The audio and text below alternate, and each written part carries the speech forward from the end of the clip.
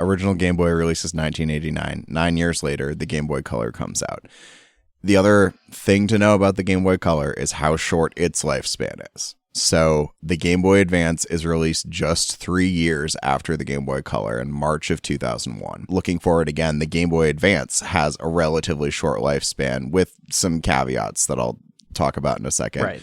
The Nintendo DS is released just 3 years after the Game Boy Advance in November of 2004. Which is crazy. Yeah.